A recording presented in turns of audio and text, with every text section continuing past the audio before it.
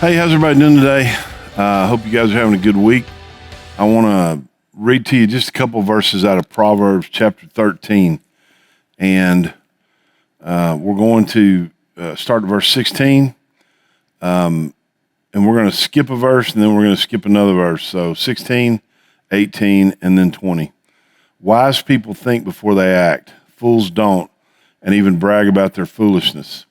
And then 18 says, if you ignore criticism, you will end in poverty and disgrace.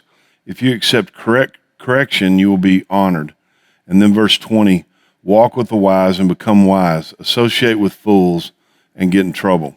There are really three different things that lead us to, I think, helping us to make better decisions as we move forward, or to learn from mistakes, to learn from those around us. And the first one, it says that a wise people think before they act. Fools don't, and even brag about their foolishness. You know, a lot of times sometimes we're forced to make a decision just in the moment, no matter what that is. But a lot of times we make a decision before we have to. In other words, what if this happens? And what am I, in other words, we're kind of playing out these scenarios in our mind. But the Bible says that wise people think before they make a decision. And a lot of times we make decisions without really thinking things through. What that means is, okay, if I make this decision, what else does that affect?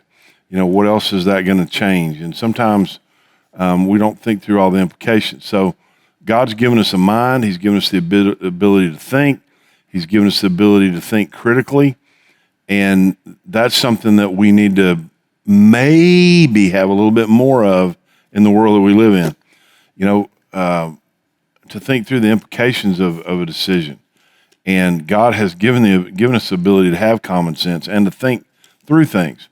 So that's one way that we can make better decisions, is to take our time and really think them through. I know I've been in that situation. I've counseled a lot of people that said, this was here, I made this decision. Sometimes if in the back of your mind you don't really want to examine it and look at all sides, that's a good sign that you're making a rash decision, because sometimes we don't want to think it through because we know that if we do, it's not a wise decision. So think things through before you make decisions. The second one is a little different. It says, if you ignore criticism, you will end in poverty and disgrace. If you accept correction, you will be honored. Now, there's a difference between sometimes between criticism and correction. Somebody that loves you, somebody that has your best ends in mind, they're going to offer you correction. In other words, they're going to say, hey, here's something you could change that I think you ought to change that would help this part of your life or whatever. But that's not the only place that we can get wisdom from. Sometimes wisdom comes from people that are being critical. And what it says, it doesn't say that you have to take every criticism to heart. It is important to kind of think, maybe examine a little bit about where the criticism's coming from. But even when it's coming from someone or a place where people mean you harm, it can still be a benefit to you, because maybe the criticism at least makes you think, I hadn't thought about it from that angle before. Maybe I should change something. And one of the things that if you hear the same criticism from a lot of different people, there's probably some truth to it. And most criticism, even if it's not given with pure motives or motives that are for you, there's a lot of times at least a grain of truth there. And the wise person will say, all right, I'm going to listen. I'm going to take the grain of truth from that and try to be better moving forward. And I'm going to learn from that. It doesn't mean that you have to accept everything that people say, or that every criticism that's directed at you is valid. But what it means is that you can at least look at it, and maybe at the worst you go, that's not really, maybe they're questioning your motives or questioning why you did something, and that you did it with pure motives. But you might ask yourself, did I do it in such a way that would give them that impression? So you can learn from criticism, even of people that don't mean you good. And that's one of the ways that you can defeat people who are trying to harm you through criticism, is by taking something that they may have meant for harm, but using it for your good. So that's the second way. And then the third way is walk with the wise and become wise, associate with fools and get in trouble. You know, there's a lot of truth to be gleaned from that verse, that the more you're around people who are wise, who make the right kind of decisions, the more you can learn how to think like they think. And you can learn from other people's wise decisions when you're making your own. You know, if you're trying to decide how to invest some money for or whatever, you go to people that have been successful at it. You know, you want to learn how to work on your vehicle. You go to people that know how to do it, that have been successful at it. Too many times we take advice from people who say they know how to do something, but they've never actually done it.